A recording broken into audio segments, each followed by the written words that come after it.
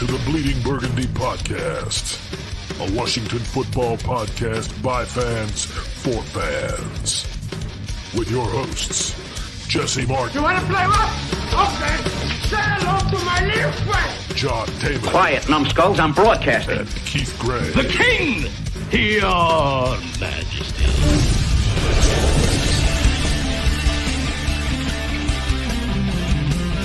And now here's your host, John Taylor. Hey, everybody, welcome once again to our third Victory Monday podcast in a row. We're going streaking, man. This is a streak now. This is a real streak. You know, That's two in a row is one thing, but this is an actual fucking streak. 3 in a row. And, you know, I'm glad Keith isn't here because he would have taken that we're going streaking seriously. And it is Halloween. He'd have run outside stark naked, I'm sure.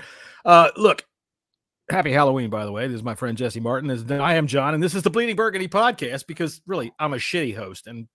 But you're not tuning in because I'm such a marvelous host, I'm sure. Anyway, happy Victory Monday there, my friend. Victory Monday, yay! The one thing I didn't know, half the internet, like, it just doesn't seem like it's a victory. Like, everybody just shits on shit, and you know, well, they shit on shit. You know, well, let's face it, and we're not going to get any respect yet. You know, I watch the national media in the morning. I watch Good Morning Football for a little while in the morning. And I always like to watch it on Monday because I like to see the highlights of the Sunday night game because, you know, I'm old. I go to sleep at halftime. Yeah, I can't hang either. Dude, and doesn't it always seem like you go to bed at halftime, it's 10-7, and you wake up and it's like 41-38. You're like, what the hell happened? Yeah. They're all like, hey, John and Jessy went to bed. Fucking let's run it up, go. No, that happens. Like the first half of the Sunday and Monday night's game are usually boring as shit. It's boring as shit. Yeah, and especially since they cram so many commercials into the first quarter. That's an hour and a half. Yeah. You know what? That's weird, man. That's fucking weird. It's not weird because half their audience, more than half of their audience, is on East Coast time. That makes sense. Hey, there's our friend. Hang on a second here. We're going to introduce our friend.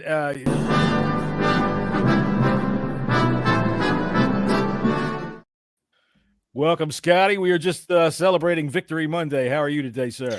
Yep, I am absolutely fantastic, gents. It is Scott, you lied. Monday. You lied to me. You said you're free in 30 minutes. Yeah, I'm free now for 30 minutes. Sorry, that should have said. My apologies. Free for 30 minutes. Yes, we're 30 minutes. For all of you, all of these young girls that keep tuning in because International Television Sensation Keith Gray is supposed to be part of this show. Is he? Because it's been a fucking hot minute. He's got good excuses every week. I believe this week he is entertaining some Viscount from somewhere over in Hungary or something like that because he's moving up in the ambassador world. So, all right. Now, actually, it's Halloween and he's got young kids. So, Keith's out doing the dad thing, which is usually what he's doing most of the time. For anybody that gives a shit about why Keith isn't here, it's because he's got kids in sports, man. And you know how that is. So, anyway. Once again, welcome to Victory Monday. And I was saying, Scott, that I watch Good Morning Football in the morning. I don't know if you get that over there or not. But I try to watch Monday morning because I see the highlights. And I can usually gauge who the hell they respect the most by how much time they spend on the game that they just played, right? It's Buffalo Bills wall-to-wall all the time. Hey, Ty.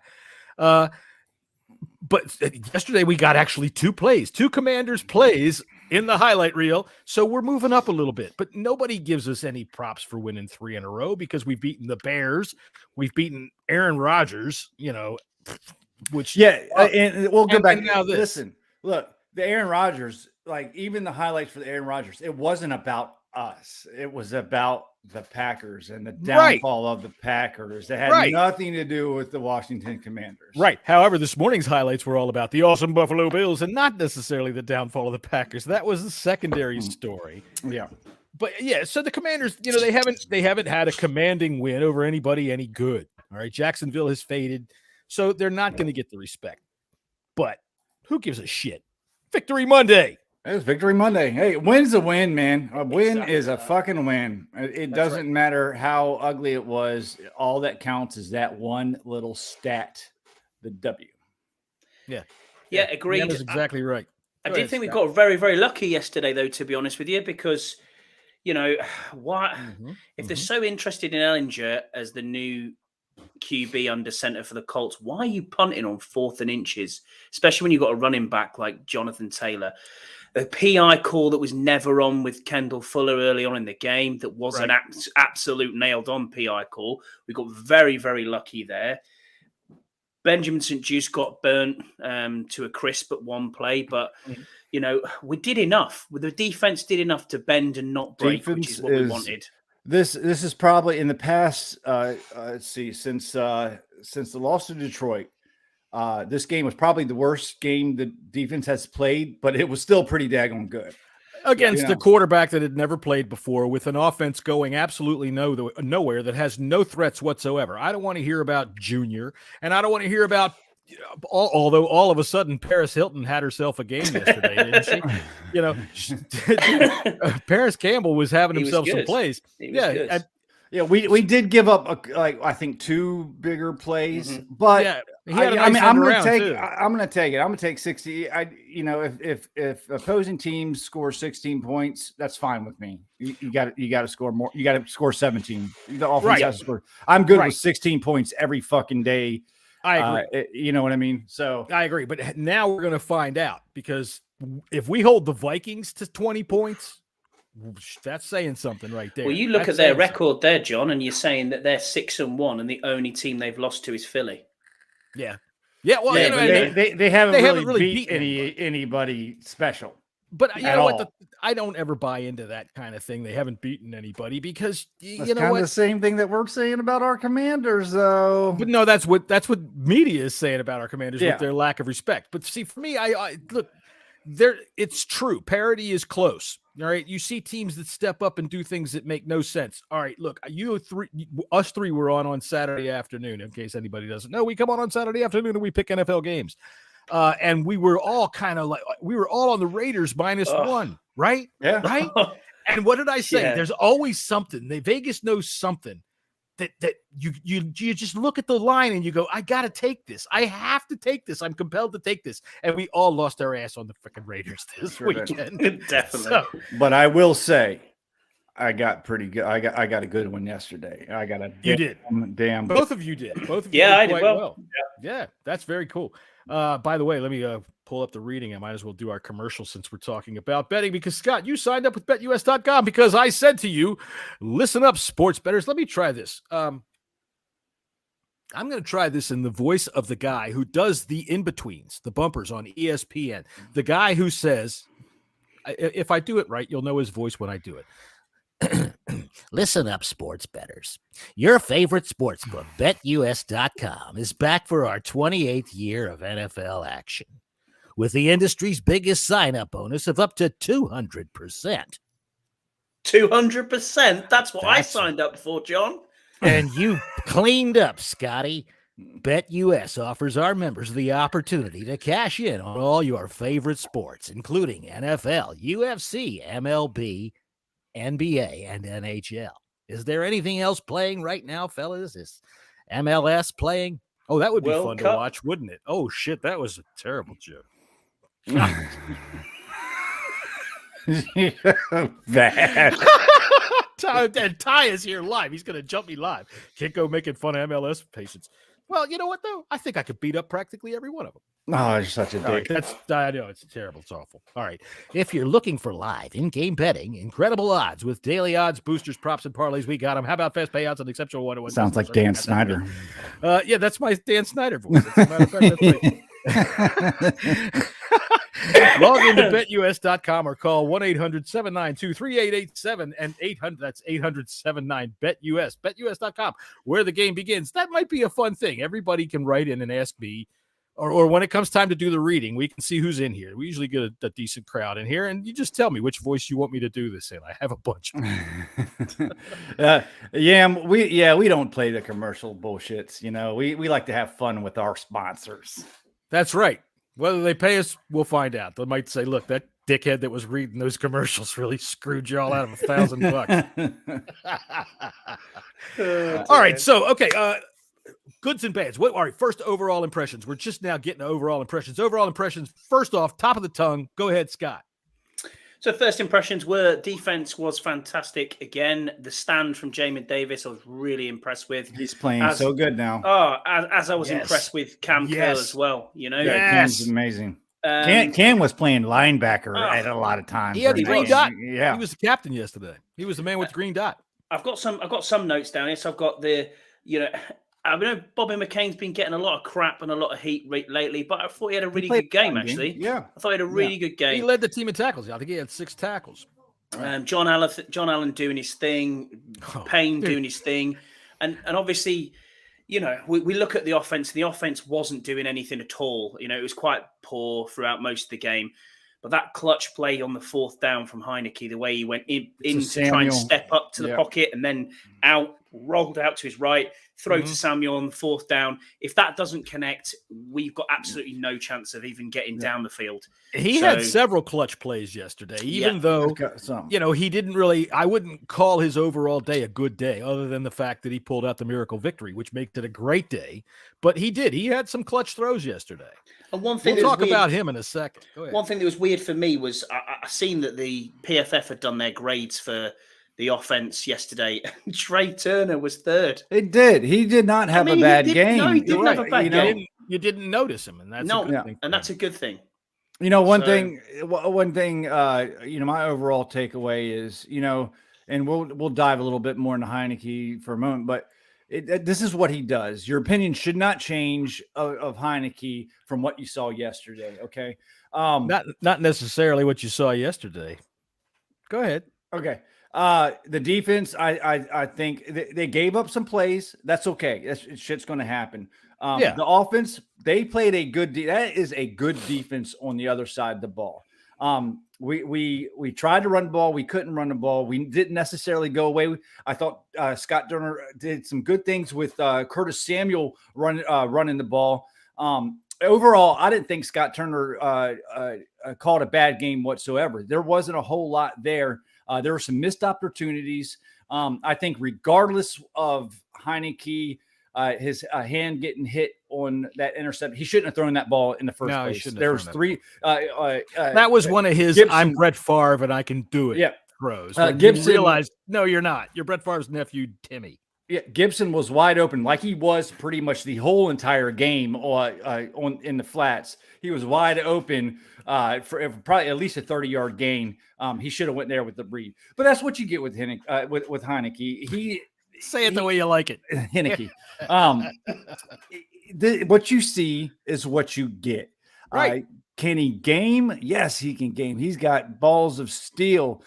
He's the guy that will close his fucking eyes and fucking pray Terry McLaurin will dig him out of the fucking grave. He did it again. Yeah, he did. And it's a fucking goddamn a roller coaster of heart attacks, almost heart attacks. The whole entire fucking game. Well, overall, like I said, and what I like best is after the game, Ron seemed mad. He wasn't necessarily happy with this win. But even though the play was not good throughout the game, every one of those players, they're playing their fucking asses off. So many teams in years past, not even this team, I'm talking about the whole entire NFL. When you're just playing, you can't get nothing going, packing in. These guys keep playing week in and week out. Well, because our defense manages to keep the other team from getting something going too. Yeah, that's the what I said. Now, all right, just to try to stay on theme here, we're talking Taylor Heineke, dude. He's 7-3 in his last 10 games. I was about to bring that up. Yeah, look at the opponents. Whatever. That, this is a big test this week. Now he's beaten some big opponents. All right, he beat up Aaron Rodgers. He beat up Aaron Rodgers. He beat Tom Brady as well too. Oh God, I am going to capture that Heba, and I am going to use that at the end of every. We just found our show ending. Heba. That's all, folks. Andy, we sent you a link. Why aren't you on here, Andy? Yeah, I sent you a link on Twitter. We sent you a link. Jump in. He can jump in after I have to shoot off, so he's better than me by miles. So you're gonna get more out of Andy than me. We have to work on your lighting. You've got to make yourself a little bit warmer there, Scott. You look kind of like a boiled fish. I'm actually representing Andy today, so I'm in my bunker top. We sent out a mass email of all the UK guys to jump on the podcast before the show started. Okay. Hey, well, you know what? Anyway, as I was saying, he's 7-3 in his last 10. The 3 he lost were the COVID games where we were decimated. Yeah. So, I don't know where to think about this. All right. I know that I always think, and we think that this guy is not the future. You can't build around him enough to be able to make him a viable quarterback to sustain winning in the NFL. And yet he wins. This week, he threw a shit interception, right? He threw a shit interception. We went down by 2 scores in the fourth quarter. He threw a shit pass to Terry McLaurin deep down the field, and we won. We won the game. Exactly. We won the game. We won. We were a Terry McLaurin away from losing that game. Hey, last week too. You know what? I don't care. He feeds Terry McLaurin. He knows that this is the guy that's going to go up and get the ball for him, and he did. He did. That was I'm forgetting his name right off the top of my head, but he was Defensive Player of the Year like 2 years ago. Gilmore. Yeah, Stephon Gilmore. Right. And last week he did it against another guy who is no freaking slouch. Jair or something. Whatever. I'll send it, Andy. I'll send it. Hold on, buddy. Look, I blame my lack of memory on this lovely Petit Grigio. Oh, it's nice. Yeah. But yeah, I don't know what you've got. You looking at that record at 7-3 and knowing that 2 of them games were COVID games, you have to think to yourself, have we got an answer here? Are we always searching? I'm not ready to jump that chasm. No. But I don't know, some of the fan base begs the question. If he beats the Vikings next week, that's it. Let's say, look, okay, it's one thing to say if he beats the Vikings next week and our defense holds Andy, them check your email. Check your email, Andy. Andy, check your email. Go ahead. All right. So if we hold the Vikings to 20 or less next week and he manages to win, all right, then now you got to question, how did we win? Blah, blah, blah, blah. But if he goes out there and wins like a 33-31 shootout against the awesome, and I mean the awesome jar of mayonnaise that is Kirk Cousins, dude, they do have weapons. They have serious weapons. Yeah. All right. Jefferson's no joke, right, but we got Chase coming back. But okay, so if he goes out and wins that game in such a fashion, I mean, when I say such a fashion for Taylor Heineke, that means we scored more than 24 points. If we do that and win a game, yeah, and look, we're going to talk more about this on Friday as well. But the conversation, moving the show along, very good. No, the conversation is still. I think still right now, the conversation is, do you put Wentz back in if Taylor continues this type of Cinderella play that he's doing? I said on Saturday, Jesse, that I don't think you do see Wentz now again. For me, you got to go with a hot hand. It depends on how hot. If he gets smoked out next week and throws 3 interceptions, he's got to win one of these next 2 games for me to be a definite. Okay, he's got to, unless he plays his lights out, and the defense just can't hang with the Philly or the Vikings. That might be a different story. But I mean, if he's putting up 28, 30 points, something like that, and he's got the offense moving, then you have to have a serious conversation. But if he plays like he did yesterday and we lose these 2 games, you go back to Wentz. Dude, if he plays like he did yesterday, we're losing these 2 games by 30 points. Yeah. All right. We cannot. We were extremely. That's what I mean. Yesterday in about the 3rd quarter, I said, I've seen enough. Let me see how, because you should look the text. I know. See, that's the thing I forgot to do this week was Jessy sent me a bunch of audio texts that are absolute gems of pessimism. All right. God. Just gems of pessimism. I'll tell you what, if you could touch these texts that are audio texts, they would actually literally start to age your body. They are so pessimistic. All right. And I didn't download them and get them converted over. So yeah, I just thought we were extremely lucky yesterday as well. I mean, some of the calls went obviously our way. Frank Reich, I mean, what he'd give to take that. He called a game. He called a scared game. Call. Dude, I told you that in the second quarter. That's one of the things about our texts that went back and forth yesterday, because you said something like, it's all over this, blah, blah, blah. Your usual boo-hoo stuff. And I said, I texted you back. This was in the halfway through the second quarter when they started running Ellinger on these planned runs. And I was like, dude, they're calling college plays. He can't do it. They can't do it. So they're done. That fourth down play for them to punt. I mean, they were inches away from. I didn't get that. I mean, I went even with a hurt ankle, you got to give him a chance, right? I went to the other room. I was like, okay, this is pretty much over. And I'm like, wait, they're fucking punting. They're fucking punting. Are you shitting me? Well, nobody was shitting you, and that's no for one sure. was shitting me. No one I was think shitting that me. we ought to bring up the fact that Dan Snyder had the balls to show up. That was pretty. You know what? I got to give him credit for showing up. I didn't think he was going to do it. I did not whatsoever. I noticed that he shaved, so this might have been a double. Who knows? He might have sent some guy in there. You might be right. And I'll tell you what. After the game, of course, he went over to Jim Irsay. Jim Irsay, of course, there he is. He went over to Jim Irsay's suite and he danced in front of it like a dick. Here we have absolute video of it. This is a 5-second film breakdown of Dan Snyder dancing in front of Lord freaking in front of Irsay's suite. Wentz is going to keep it himself. No, that's the wrong one. Sorry.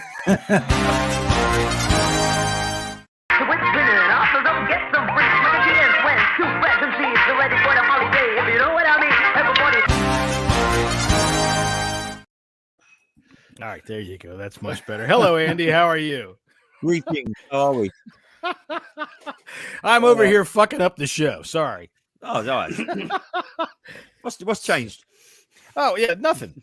Not a damn thing. So how are you doing today on Victory Monday? Third Victory Monday in a row, by the way. 3. I'm kind of getting used to these Victory Mondays now. It's a streak, man. We're streaking. Just give us the Super Bowl now, and I've done with it. It'll be a lot easier. I feel like a Patriots fan. We're used to Hey, this Max Scherzer's in. Look at that. What, are you watching the World Series? No, he's in the chat. Max Scherzer's in the chat. What's up, Hey, Max? you know what? I'm telling you what. Let me see something here. That kid was too tall to be Snyder. No, you know what? That's a good point. Oh, dear. Yeah, so Andy, give us your thoughts. Just your synopsis of the game. What do you think of the game? I think it's the typical Taylor Heineke Washington game. Some good, some bad, some very good, some very bad. It was we've just recorded our show and I had Nick Ackridge on from PFF and he summed it up. He goes, this is what we're going to get from Heineke. Some's going to be great. Some's going to be, we're going to want to, put a statue outside FedEx and somewhere we're going to want to burn him at the stakes. It's going to be one of them. We don't know what we're quite going to get, but I'm enjoying the ride. He's going to win us games. He's going to lose us games. I've seen so many games like yesterday where we've been on the other end of that, where we've lost the games and, and we've all gone, oh, typical Washington is what we do. And I think we just need to ride with it and see where it takes us. We could be sitting here next Sunday going, he threw 3 interceptions and cost us the game and he tried to do this. And then we could go and beat the Eagles. I think it's going to be up and down, and we're not going to sure where it's going to go. But I'm enjoying this more than I am watching a drunk giraffe run out the pocket. So just stick with him. You got a point there, Andy. Wentz is going to keep it himself and get to the 5-yard line. Thank you for helping me unfuck up the show. All right. So far he hasn't lost, right? Yeah. No. And I'm going to sound like one of the Hive because, dude, I was saying right before 7-3 in the past 10 games, John. You have a point there. You have a point, and there are some quality wins in there. Look, yesterday I said to you, I tweeted out like in the middle of the third quarter, maybe early fourth quarter. I've seen enough. Let's get Howell in there. Let's see it. And I'm old school. I am not for just change them out like these Madden kids are, right? These Madden kids, God damn it. I'm not like that. I want to keep that quarterback in there for 10 goddamn years. I've just bought the new John Madden. So, well, there you go. But see, some of these people, they learn football from Madden, and it's obvious. So I'm not for just yanking guys in and out like that, especially since I'm married. But I had enough. I'd had enough of Heineke. And of course, he comes back, he wins the game, and now I catch a bunch of the Hive are jumping all over me. I guess you want that back. And I'm like, no, not really. Because long term, is he the answer? Because I would have said 5 minutes ago he's not the answer, but I'm continually rethinking this guy. The dude doesn't lose. He wins. The other thing you've got to think there, John, is people playing for him. The team are playing for him. They want to win. You look at the team afterwards, you look at all the social media that's come out, it's a group that wants to win. That's quite clear. They've not given up, as Jesse said before, on the season. We might have a few games ago, but now what's the wild card situation looking like? I think are we one game out? I think it's between us. I don't know. It's Halloween. I don't know. I don't even look at it yet. Yeah. It's way I too haven't early. even looked. But us and the 49ers are tied. I think we're the 8th seed. Yeah. We're tied for the 7th seed. It's way too early for that. We are tied for the 7th seed with the 49ers. Yeah. It's us and them. But I mean, look, my opinion on Heineke as a quarterback has not changed just because he's won the past 2 games. We still see his limitations. Okay, he do, but except for the one, he gets he gets the W. Now he goes out. That's it. If he goes out and he performs against the Vikings and gets a win, and then he goes out and performs really strong against a really tough Philadelphia Eagles team and gets a win, maybe that'll inch me closer. I don't know. Tell you what I think I'd rather see is Ron take his ship for as long as it's going to go, whether it's this year or next year, or he gets all 5 years with Heineke. All right. If he wins against the Vikings or the Eagles, which presumably after that, Wentz is due to come back. If we win one of those 2 games, ride Heineke. You got until you can't ride him anymore. And that's Ron's quarterback. Don't go drafting one next year. All right. It's Heineke, Howell, and whatever schmuck we have that's going to be on the practice squad. What do you think, Andy? Well, Jesse definitely doesn't like that. I think why not? I mean, why not just see what it brings to the end of the season? And this is, I'm kind of with Jesse to the end of Ron is my point. Well, Ron could ride it as far as you can, brother. Ron could be the end of the season. I don't think he'll be here this time next year. But that's a whole nother discussion. I'm kind of with Jesse. But then is Dan going to want someone that we're paying Wentz a shit ton of money and for this year, and you're going to want to sit him on the bench? I mean, I would just ride. You know what? I would just ride Heineke. Just even if we lose on Sunday somehow, even if we don't beat the Vikings and the Eagles, we have the Falcons after that, which we will win.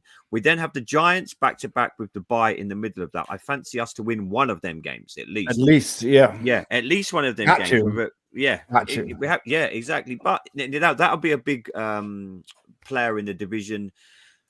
I think he gives us a better chance of winning than Wentz. I think he does too. Yeah, I think you're absolutely right, and it's not just because it's not because of his skill set. It's because of the whole team rallies around him. So it's weird, man. This team has a different energy with him under center than it does with Carson Wentz. Now, I'm not going to sit here and tell you that Carson Wentz would have lost that game yesterday. I'm not going to tell you that. We don't know. But I think he likes to target Terry a lot, and Terry did not get a lot of targets when Wentz was under center. And Terry has been the sole purpose of us winning these past 2 games. Yes, but I will also point out that the ball gets spread around. Heineke hit like 9 receivers yesterday.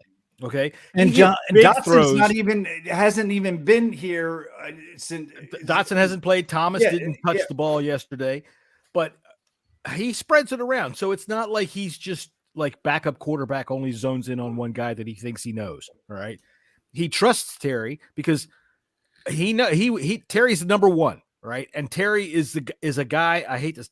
I don't know. I'm going to sound like I don't know what the fuck I'm talking about, which is probably most of the show, but.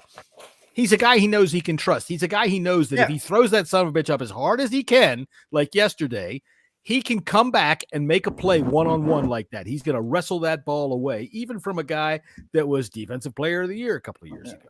Look, as long as we don't overreact to that, stars. He's going to do that every game. And some of the games that play was so close to being picked yesterday. It could happen next Sunday. It could happen. He had Sunday it in his after. hands, Andy. Yeah, Look, as long as we don't overreact though, because it's going to happen. I'm telling you now. I can preempt podcasts future down the road. I can preempt Washington Twitter next Sunday. Heineke's going to throw a pick in a game in the last seconds. It's going to cost us a game, and Twitter's going to go crazy and get Wentz back in. And no, just stick. This is Washington's problem. This is what we have. Let's ride this out now to the end of the season. And he gives us a better chance than Carson Wentz. I'm telling you that now. Whether we lose the next 2, then we win the next 3, and then we lose another 2, he gives us a better chance of playing meaningful football in the middle of January than Carson Wentz. At the moment, I think you're right. At the moment, yeah. And again, it's a roller coaster ride. I think it's going to be a roller coaster ride with Wentz as well, because you're going to have some games that Wentz was like, okay, where's that all season? And you have that during the whole entire game with Heineke, because look, even he didn't play well. He had one good drive. Yeah, right. Fourth quarter, second half of the fourth quarter was about the best he did. He had a couple of throws during the game that when we drove down and scored that first touchdown with Antonio Gibson. That was a good drive right there. Yep. Okay, that was Gibson a beautiful pass. That was a beautiful pass to Gibson for the touchdown. And then it was shit.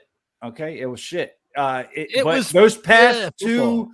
It was right. The last 2 drives were like, okay, it was like something clicked in his head when he threw that interception. And this goes back to last year.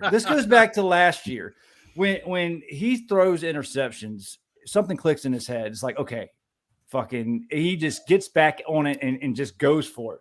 So I have the interception in the first quarter. I was just going to say that. Throw it on the first fucking drive. Just fucking do it, okay? Just heave one deep and let some safety pick it off, tackle and get it over with, and then afterwards you can just play like you did those last 2 drives. Because everybody saw that game. Scott's had something to say. I've got a dip, so thanks for having me on, and I will catch up with you on either Friday or Saturday, whenever you want, really. But we'll definitely be there for the picks on Saturday, and I will leave you in the capable hands of Mr. Burrows. Take care, all right? As Jesse said, he loves you. I just think you're pretty cool. No, but, thanks. See you later. Cheers, James. Brother. See you later, Scotty. You're better than Keith. So, all right, let's see. Where are we going to go from there? Go ahead. Andy, take us where we're going from there.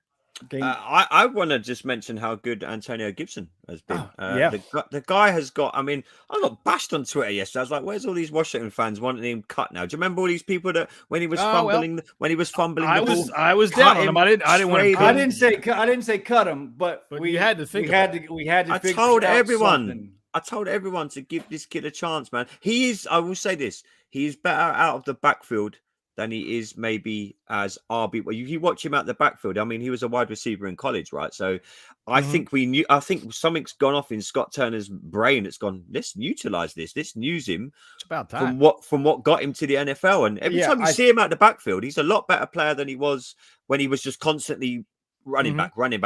So that's exactly why they went out and drafted Brian Robinson. Yeah. Because of the fumbling. It's just a problem. And he was getting beat up because he was the main back. He's constantly nicked.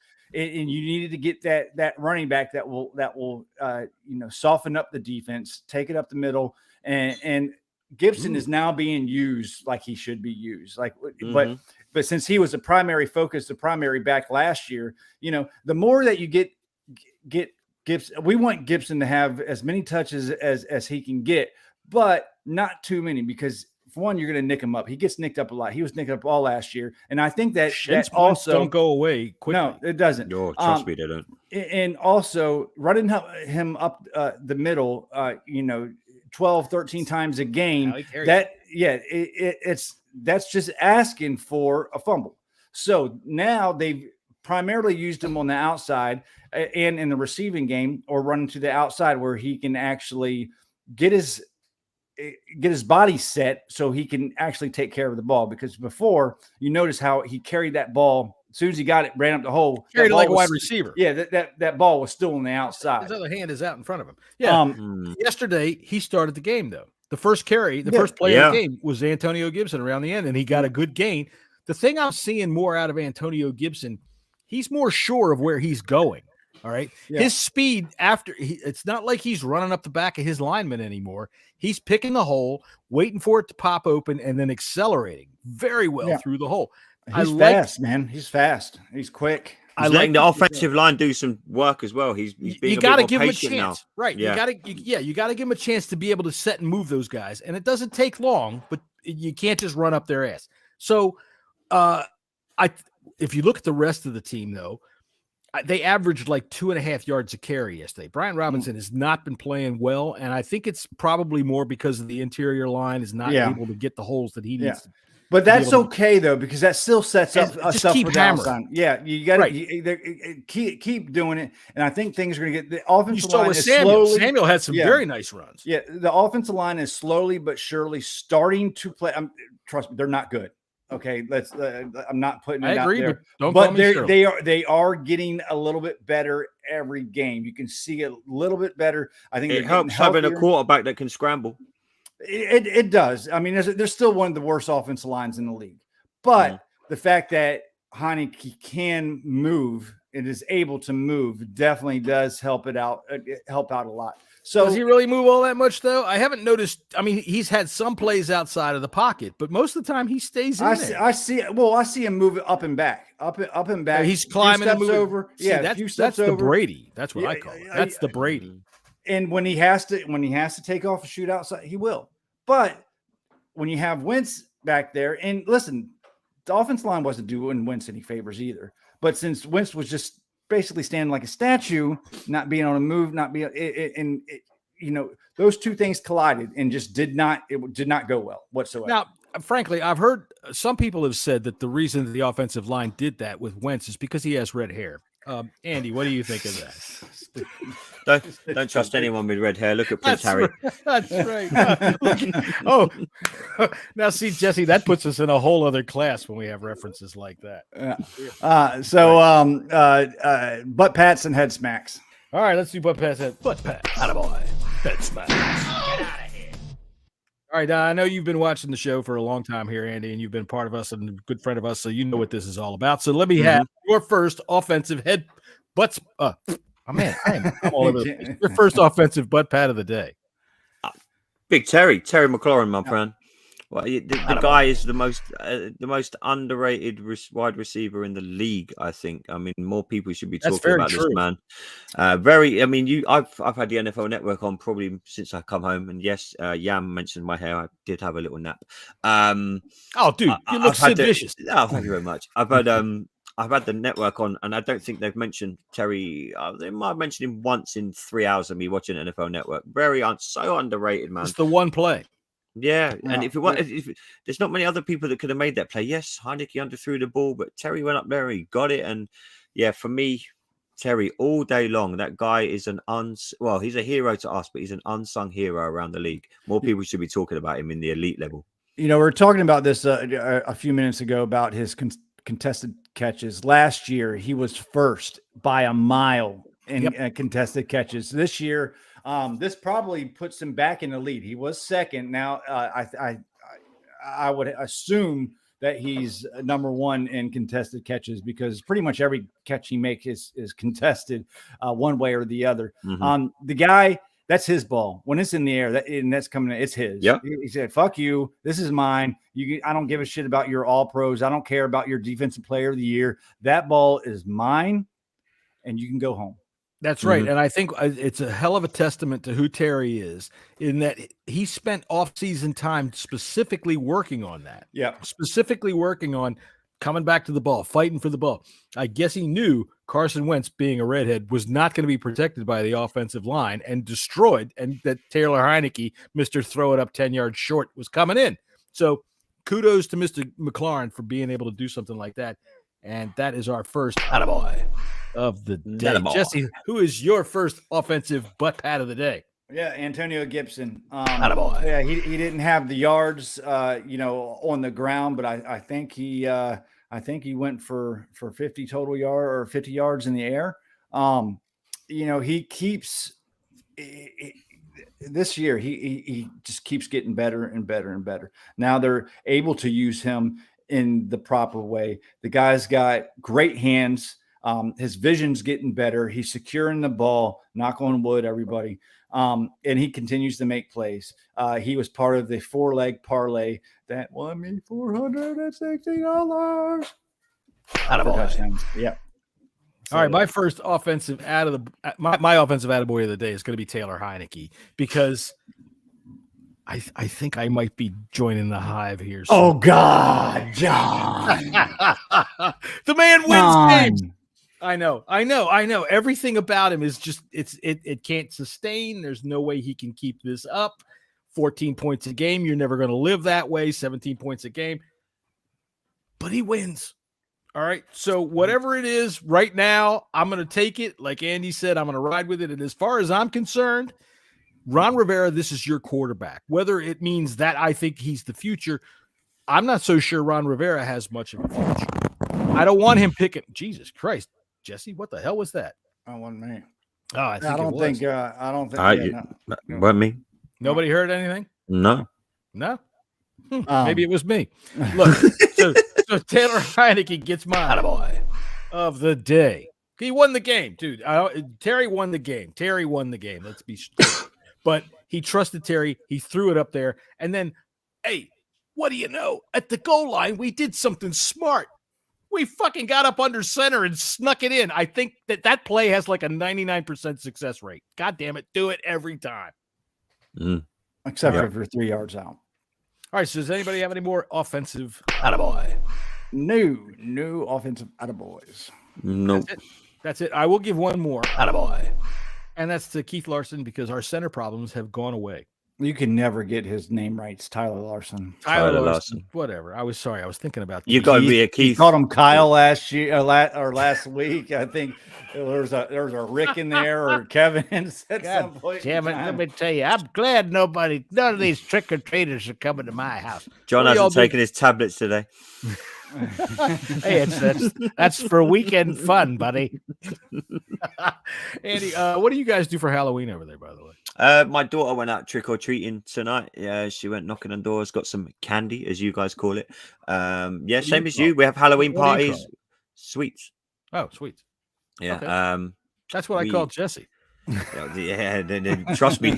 Spend a weekend in a room with him. You won't be calling him that. That's not what I've heard, Mr. Crop Duster. I don't know what you're talking about. Yeah, no, we Halloween parties at the weekend, and everyone gets dressed up. I love Halloween. I think it's probably I prefer that to Christmas. It was a lot more fun when I was younger, I must say. It's more for the kids, yeah. It's for the kids. It's for the. No, I don't mean when I was a child. I mean, like when I was in my 20s, going to parties and shit like that. That was. Oh, fun. Jesus, yeah, but you probably had to come in because the air raid sirens were going like during the Second World War, weren't you, and stuff like that. Oh yes, that's right. I dressed as a blackout curtain. Look at me. Oh, World War II, Jesus. I'm old, but I ain't that old. I was probably more to the Vietnam War. I was dressed as a protester, getting my head beat in by a cop. How about that? Oh, Jesus. Attaboy. That's what I got. All right, so defensively, let's go to defensive attaboys. Jesse, go ahead. Who gets your first defensive butt pat of the day? Man, I'm going to go to Jamin Davis. I think week in and week out, we see him making plays. We've said it before. I think we said it last week. We said it the day he got drafted when we did our draft show. I said it last Wednesday, right around 9 o'clock. It's going to take time. It's probably going to take at least a season for him to put it all together, and he's putting it all together. He's making plays. Yes, he got beat. He got beat by Nymean Himes, but right, all linebackers get beat. Okay, that was a well-designed play. Nobody was there. Look, it was a perfect pass. That happens to every single linebacker that's ever played the game of football. I see people bitching about why is he covering a running back? So he shouldn't. That's what linebackers. That's what they do. Okay, that's what they fucking do. So Madden, please, dude, this is what Madden teaches kids. I know it's yeah. No, but if it was not for Jamin Davis stuffing that goal line run by Taylor, we would not have won this game. It started with that. Jamin Davis showed up immediately. Like the second play of the game, he made a play. And I will tell you this, Madden taught my kid how to read defenses, and now he sits here watching football with me and telling me what the hell he sees. And it's like, whoa. You know, they must have listened to this podcast. Jack Del Rio must have listened to this podcast because David Mayo and John Bostic were not on the field all that much. They played one linebacker, 5 defensive fronts most of the game. They had Cam Curl come down and fill that void in the linebacker role. But you know, they Cam Curl was calling plays too. They let Davis, you know, they let the reins off, man. They let him go, and it's now paying dividends. It definitely is. All right, Andy, who gets your first butt pat for the defense? Mr. Payne. Ron Payne. Yeah, I thought I'd seen an interesting stat today, and Nick mentioned it in our podcast as well. If you look at Payne and Sweat, they play 90% of the snaps, which is the highest in the league, apparently. And I don't know if that's a worrying thing, but I think the work rate that they're getting through. I just chose Payne because I thought he was really good. I mean, he recovered a fumble. He recovered a fumble. He got the sack. He got a sack. But it is interesting when I went and had a look after Nick mentioned that to me, and I was a bit surprised and taken back because, you know, playing 90% of the snaps in the NFL, he says the average is 60%. So our defense are really working overtime. So yeah, I'm gonna give it to Payne. You know, I think that's might change up just a little bit here coming soon, because we're going to get help on the defensive line when Chase Young gets back. They will be able to move F.A. Obata and the inside and have more of a rotation, because John Ridgeway is also playing well too. Yeah, is Chase expected to be on the field? Is he expected to play anything this Sunday? He's possibly. He's that 20 to be Sunday. That 21-day window starts on Wednesday. They're going to monitor him. It might not be Sunday, but there is a chance that it is Sunday. They have 21 days to activate him. But when he comes back, that first game, he's probably only play a handful of plays. They're going to let him. You know, he needs to get back into football shape. He's in shape, but there's a difference between being in shape and being in football shape. Yeah, if it's next week, people need to have a real loose leash for him, because the Vikings block the edge very well. Yeah, they have excellent tackles. One of the top-rated tackles in the lead, and Christian Darrisaw. So they might have their way with our defensive ends. I mean, I would love to see otherwise. But their interior of the line is not nearly. That's where we got to go get them, because I know Kirk Cousins for a fact is afraid of men that are over 250 pounds. So go get him. And what we ought to do is tell Kirk Cousins that it's 9:00 on a Monday night. Anyway, so Jesse, who's your butt pat for defense? Yeah, it was Jamin Davis. Sorry. Oh, that's right. You did that. I do have one more. Go ahead. Jack Del Rio, man. As much shit, especially John, gave him last year. I think he's starting. There's a right combination that they've been putting on the field. They've been limiting these. Especially the defensive back miscues. Yeah, we still have problems on the defense sometimes, especially Fuller. Not nearly as many. Fuller's problem is not communication; it's skill level. Yeah, exactly. But a butt pat goes to Jack Del Rio. He's turned this defense around.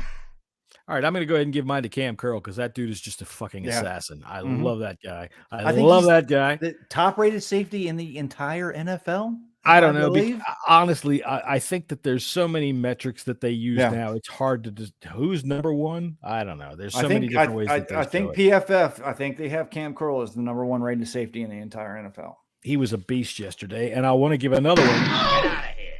Oh, see, that's what I was ready to give him, but no, I'm going to give a David Mayo. I couldn't believe that I'm going to say this. He had a good tip. He didn't have a bad game. Yeah, he had a tip pass. He didn't have a bad game. He helped with the run game. I mean, Stewart having he didn't play all that much, but when he was busted on the ankle, field, fine with me. When he was on the field, you're right. Now he didn't do bad. Cole Holcomb this week. Yeah, these are words I never thought I would ever say. You know, how are we going to do it? Cole Holcomb or David Mayo next? Look, we got Dalvin Cook coming up this week against the Minnesota Vikings, and that's going to be a hell of a test. If Cole Holcomb can get in there and hold those guys, I don't even know whether he's expected to be back. Andy, what? We haven't. I haven't heard anything either.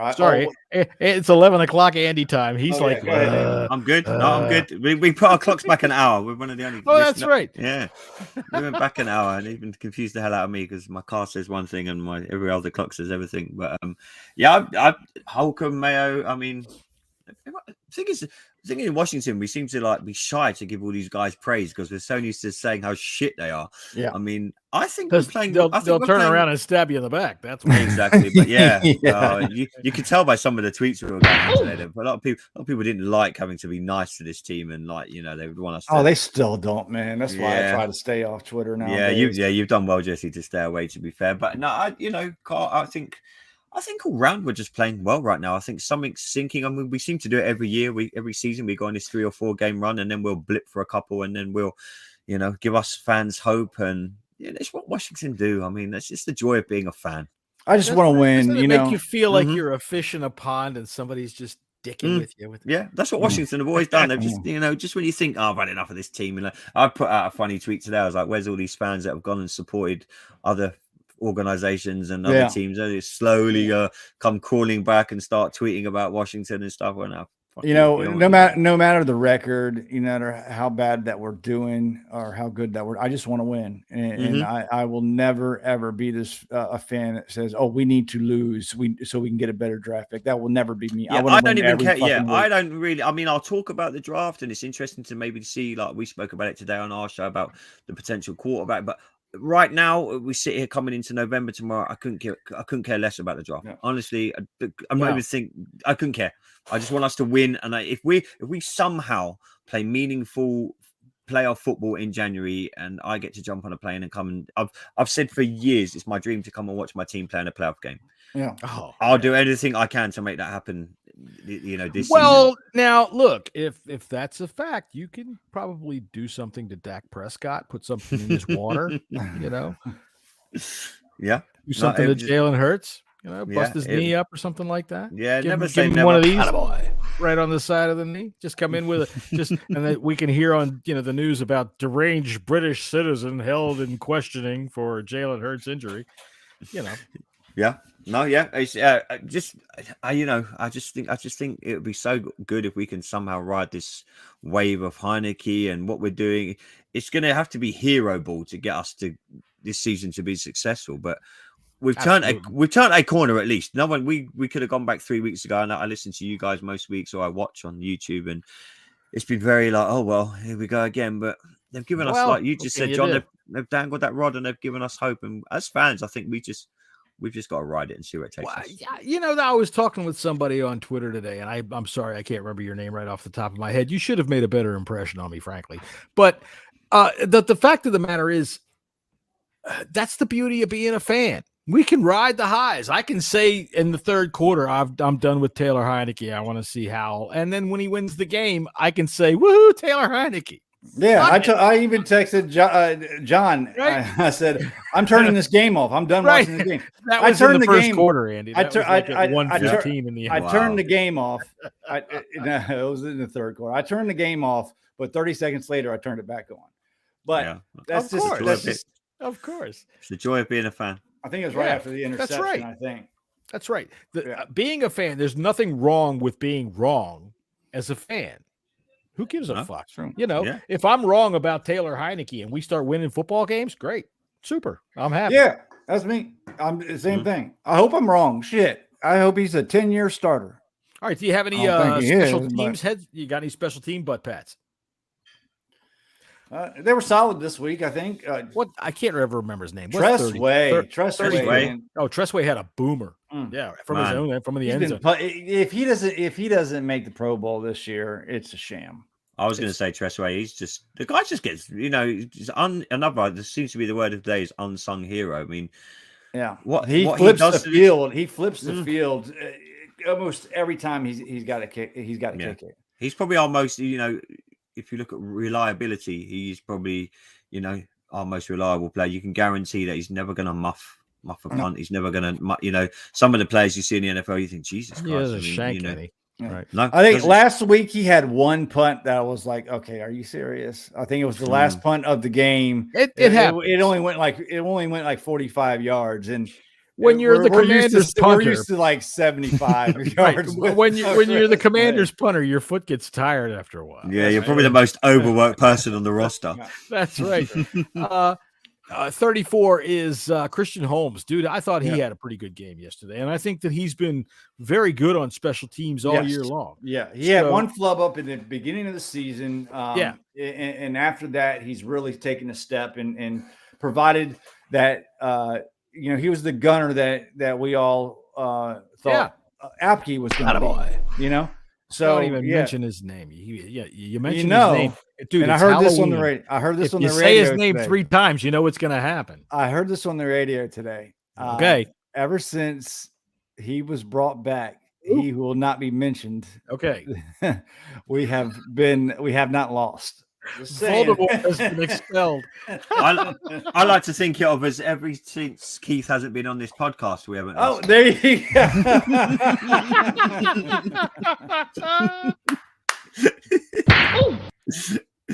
He's gonna. There you go. He's gonna hate you for that, but right now he's picking through his kid's bag and going, "These Reese's are for me. They look like they've been tampered with." Right. God bless him. Yeah, don't you even? No. All right, so let's go to head smacks. Head smacks for offense. Go ahead, Jesse. I got to go to Taylor Heineke for that interception that he had zero business. Oh, it was terrible. It was horrible. Especially when you had Gibson wide open again. I mean, he was open almost every play on the flat. The Colts left that open all effing day. Yeah. That play right there was just, I just wanted to pull my fucking hair out. Well, that's a lot of fucking hair. Get out of here. My beard. Andy, who gets your head smack on offense? Struggling this week. I thought everyone played. Maybe Brian Robinson, just because he doesn't let plays develop, like we said earlier, and that's not a it's hard to get someone this week just because I think the Colts played very, very well on the defense. Defense. I'm really going to struggle because I thought they were excellent, but they have a really, really good front seven. And their best player, Shaq Barrett, or not Shaq Barrett, Darius Leonard. Darius Leonard, but Shaq Leonard. Yeah, Shaq Leonard. He likes to be called Shaq now. I guess. What's wrong with Hutch? He got the interception, but yeah, we've played 2 top 10 defenses 2 weeks in a row, and we struggled, but we came out on top. What about Cottage Leonard? Why does he have to be a Shaq? I don't know. I think that sounds Shaquille is his real first name. Is it really? Okay. Yes. So he's Shaquille Darius Leonard. Yeah. Jesus Christ. His parents have too much time on their hands to think about vowels and fucking consonants. Anyway. All right. So my head smack for offense.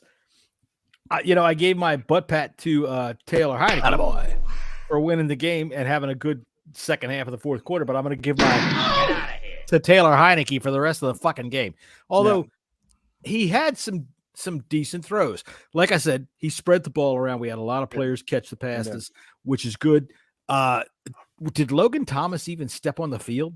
No, he played for. He played a lot of this. He took he played. I didn't see a catch. I saw Marty Rogers had a catch. They used him blocking quite well as well at times. I think I saw the Nate's had a catch. Snaps. It was like 76% of snaps he was out there for. Wow, really? And Heineke didn't lean on him. That's interesting because a good tight end and a quarterback that can't throw very far are good friends. Yeah. But that's about it. And this for Taylor Heineke is definitely done with my tongue between my teeth because overall, dude, he got the win. That's the whole thing. That's why I'm thinking about the Hive. That's why I'm petitioning the Hive for possible membership. That's right. But I'm calling up Rigo's 77 chip or whatever. Swarming around you right now. That's right. All right. So, Andy, what about you? Did you give me a head smack already for offense? Offense I done, defense Thank you. I blame again my lack of memory on this now empty glass of Pinot Grigio. I do have one for the defense. All right, go ahead. Defensive heads, Max. And we've been giving him butt pats pretty much all season long. But Benjamin St. Juste gave for one play. Yeah, for one play. And other than that, man, I got no qualms with the defense whatsoever. Yeah, I'm the same. St. Juste probably, and it proves how high his standards are now that we're even calling it out for that one mistake. But for me, the defense, again, I said it we done our pod about 2 hours ago. I can't fault them the last 3 games. They've really stepped up, and they spend a lot of time on the field. And like I mentioned earlier, 90% of the snaps, pain, sweat, they're on the field. You will not get that in many other NFL teams. You go and have a look. I was amazed when I went through the whole stats.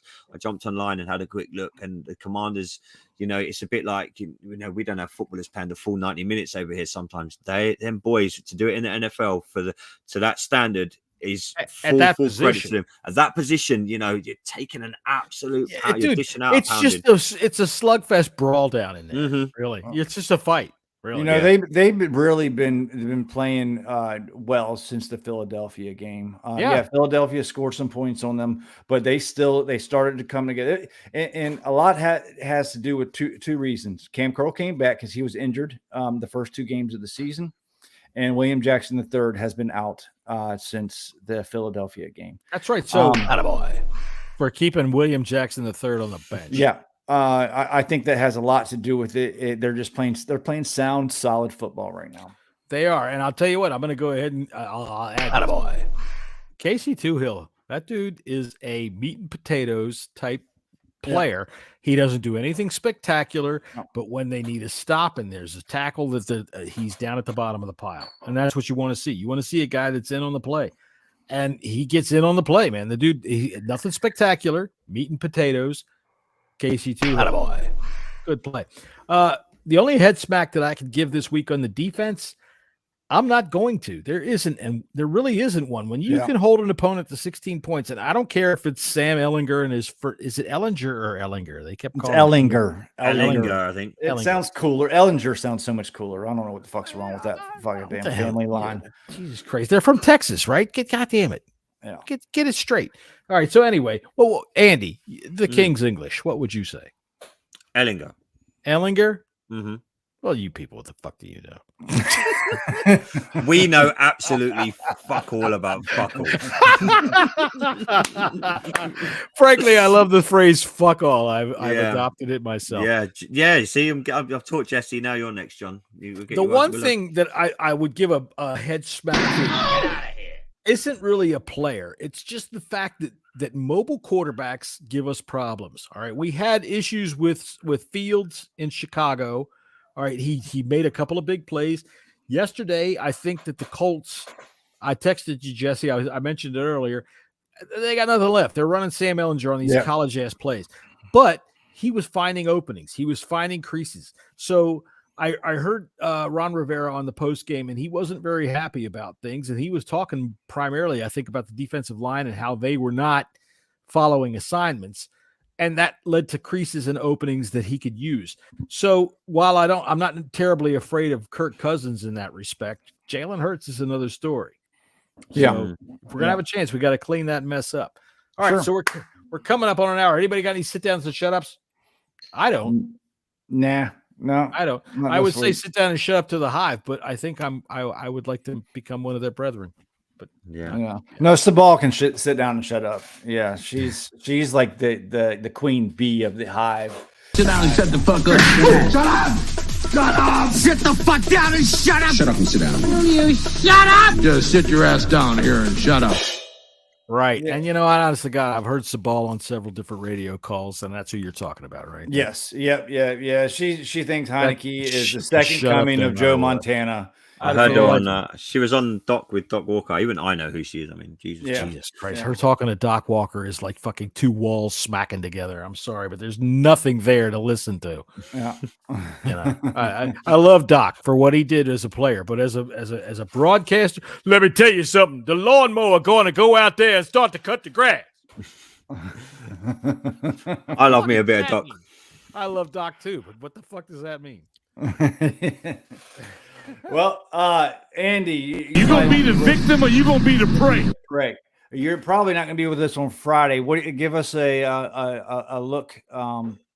What you're thinking about this game coming up against Kirk Cousins. He's coming back to town. Yeah, the man. Quarterback that should really probably still be the quarterback of this team if they were smart. Our most successful quarterback in my lifetime. Statistically, might not be my favorite. That's the truth. It's the truth, though. Since I've this fandom, since my fandom, How old are you, Andy? 42. Not your lifetime. No, my fandom. My Washington. Yeah, sorry, my Washington lifetime. Christ, I was about to feel really old. He's our most successful. Yeah, I done a delivery to someone today. There was a new guy there, and I don't know how. I said, "How old are you?" He was, "Well, I was born in 1997." I was like, "Oh Jesus!" I was like, "I was 17 years old." Yeah, he was like, "Oh my God." Anyway, yeah, Kirk Cousins. I know Keith doesn't really like the dude, but I didn't mind Kurt, but I would love us to. Do you know what? I think this will be a make or break game for us for all the right reasons. I've got a funny feeling we could potentially. I'm not going to get on the mega hype train, but I just think we're going to compete. I don't think it's going to be. I mean, the Vikings have scored a lot of points recently. They've put up a lot of points, but with our defense, this will be interesting to see what the Vikings offense can do against our defense. So. I think if we win this one, geez, man. I mean, wow. Then we can really start because they're a good team. The Vikings have a bad defense. They're one of the worst defenses in the entire NFL. There's opportunity here. They got a good offense. If we can try to hold them to around 20 points, we got a chance. Yeah, their deep threat is very good. If you look at that, I think our safeties and our corners need to be top of their game this weekend. We can't be. They had their best player on defense, edge rusher. I can't, or defense lineman or edge rusher. I can't think of the name right now. Went down yesterday. On who? On the Vikings. So I can't think of his name right now. God. So there's a chance. All right, quick question before we. This is prompted from a tweet I saw Keith put out today. Keith put out a tweet today. God, this isn't going to be about food or feet, is it? Keith said he would pick Heineke as a quarterback 10 times out of 10 times compared to Kirk Cousins. I think it's the opposite. Well, Andy, what says you? Something else Keith said, just real quick, if I could. Ready? Yeah, that's why that's on the way out of Jason Wright's office. Who would you rather have, Heineke or Cousins? On the way out of his office. On the way in, really, yeah. Oh man, see, my heart says, my head and my heart overrule each other. You've got to go Cousins. He's the most successful. I mean, I know you have to really. Look, come the end of the season, our views might have changed. Heineke could have he might have rode us off into the sunset, and we might be playing a playoff game, a wildcard game. We could be doing anything with Heineke, but with Cousins, statistically, he was our most successful quarterback. He come in where there was loads of drama around it with RG3 and everything, and he put up good numbers as a Washington quarterback, and I haven't seen that in my fandom. So yeah, Keith, as usual, I mean, he's talking shit. The thing about Kurt, go ahead, John. Here's the thing. On the whole effing planet of the people we know that can play NFL football, maybe 15 of them can play quarterback at the level that needs to be played to be a successful winning quarterback in the NFL. And Kirk Cousins is one of them. Yeah. All right. I would suggest, I would say that. I think that we definitely shit the fucking bed on Kirk Cousins. And if you listen to my previous podcast, if you look at my name right there at Bang Radio Hour, if you listen to that, you would hear me at that time saying, I don't know if I can continue to be a fan if we fuck this up. How can we possibly fuck this up? And what do you know? We fucked this up. Yeah. So we fucked it up. 100% agree with you. It up. But at the same time, he has limitations. He can be gotten to, but usually that's when the lights are on. Sometimes I don't know. See, like I can remember I was in a hotel room in New York City watching him play on Sunday Night Football against the Packers. So and he threw 3 touchdowns. He had a great game. He still has to do it when it matters. He hasn't, playoffs and Super Bowl appearances. Till he gets. He won one playoff game against the Saints. Yeah. And I have a wonderful piece of audio, by the way, of a Saints fan watching that game live on YouTube who has an Elmer Fudd speech impediment, and he's like, "Why, Kirk Cousins, the Vikings? Why, dude? This dude." Never mind. The fact of the matter is, this team disrespected Kirk Cousins. I don't blame him for leaving. I don't blame him for getting his money. Twofold. He should still be here. He should still be the quarterback of the Washington Commanders. I would say this too. The last coach of the Vikings didn't like him at all. All right, and one of the things is I think is a fact about Kirk Cousins is he's out for Kirk Cousins. All right, sure. He's out, and I don't blame him for that. But I don't blame any player. Right. I mean, he was absolutely, he never complained about taking the franchise tag. He collected the cash, and then he used the Jets as leverage to get the best deal that he possibly could with the Vikings, which was a deal that was fucking stupid in my mind. And Mike Zimmer, I think, agreed and he never did quite get on the same page with Kirk Cousins. All we had to do was give him a respectable contract, and he would have signed it. Right. I think that this is what I would like. And Andy, I want to see if you agree with me. Chase Young, you're coming back this week. I want you to go in and I want you to collect Kirk Cousins' skull like the Predator does when he rips that dude's skull out of his frickin' back and holds it up in the mountains, or whatever noise he makes. Right. And then he cleans it and puts it on his wall. Let's go get this fucking mayonnaise eating son of a bitch. Yeah, let's get after him. With the way our defense has been playing as well, we can get to him. I think we're not putting Chase maybe not as much this weekend. It'd be good to see him just on the field, but we've seen what all the other guys have been doing, and if you can get him flustered, if you can get him panicking. That's where he will do a Heineken. Right. He'll just throw that ball up. And I've called it already. Our defense is scoring 2 touchdowns this weekend. Remember I said that. Hey, you know what? Sunday, we got 2 fumbles this past weekend. Yeah, because on Sunday, when our defense scored 2 touchdowns, remember I told you on Monday that they're doing that. But yeah, I've got a funny feeling we're going to pull this out this weekend. I don't know why. Maybe it's because I'm on the hype train for the last. But why not? Why not be optimistic as a football team and as a fan base for once? It's just called what other fans do every week. It's just we don't seem to be allowed to do it that often in Washington. So yeah, fuck it. I think we're going to win and we're going to pummel this fucking face into the turf. And yeah, we're going to. Have you ordered your Hive card yet, Andy? I've got. Do you know what? John's is in the mail. Listen, do you know when he released? Do you know when he released his own clothing brand? I will find. Where is it? Oh, dude, did you see what he's doing with his shoes? I've got two of his jerseys. His own. I've got the 2 Heineke ones I ordered from the States. I don't like Carson Wentz, so I'm in a win-win situation. I fucking hate Carson Wentz, and he reminds me of Prince Harry. So that's it. And we all know you can't trust the fucking ginger. You can't trust the ginger or royal. All right, I lost what the hell I was going to say. You said something a minute ago, but I'm going to say he was a steal when we got him in 2012. I agree, he was a steal in the 4th round, but he was a waste of a draft pick because Shanahan picked him because he knew that RG3 was a one-trick pony. It was a one-trick pony. He knew it. So that's all I got to say about that. You got anything left for the game or for the fucking A, man? We are way past time. We are. It's time to get out of here. I got to go. Oh wait, Scott's back. Hello, Scott is back. What on earth? Hey, Scott, what's going on, bud? I don't know what's going on with podcasters tonight. Kyle didn't have anyone on. Then I turned up and Scouse Andy's on. And then you guys haven't got Keith and you've got a better looking Keith to my right. I'm telling you. What happened was, Scott got off the podcast and said, "Say, honey, I'm an international podcast sensation. Why don't you give me a little good-looking Keith? Pennywise is better looking than Keith." Oh dear! I just thought I'd chop it up for you for the last probably 2 or 3 minutes with you. Boys. And that's about all we got left because we were about to say, "All right, see you later." Quick, Scotty, who would you rather have, Taylor Heineke or Kirk Cousins? Oof.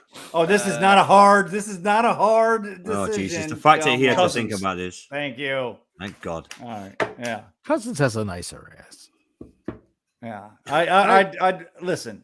The fact of the matter is, yes, Heineke's got Moxie. Oh. And I hate that word is getting like overblown, just like Moxie. Buffalo Nickel and straight from the 1920s. He's got a lot of moxie there. Let me tell you about Taylor Heineke. I'm getting sick of that, and I'm getting sick of the freaking left hand up BS. And that song's stupid. That song's so stupid. It doesn't matter about the song. You it's take stupid. out the rest of the song, and you just keep the left hand up when we score a touchdown, and we start doing that. That's all right. I think that would be fun. And I would like to say that moxie, I like it because I like those phrases from the 20s. Come on, let's see. Chase Young is the bee's knees. Scott just got a phone call. Hey. It's probably another podcast calling him. It's probably not. It's 11 o'clock over there. He's probably getting a call from Matilda. Hi, Scotty. I thought he was coming round for a love. Time for bed, Scotty. I think it is, yeah. All right, we're going to get out of here. We'll see you guys on Friday when we're going to preview the Vikings game. Oh, Kirky's coming back to town. Middle finger up. Yeah, and middle finger up. If you want a good laugh, go to the last episode at exactly 1 hour or 100 minutes and watch me absolutely lose my shit. It was funny. That's right. He did. He shit all over the camera. It's delicious. Oh. All right. Well, Andy's definitely tired. Dude looks like he's been driving a truck all day. Yeah, well, correct. All right. Cheers, boys. Wait. We got to play our love out music, right?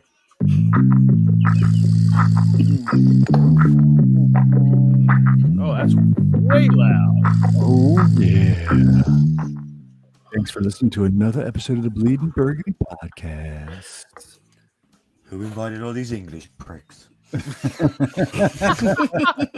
International Super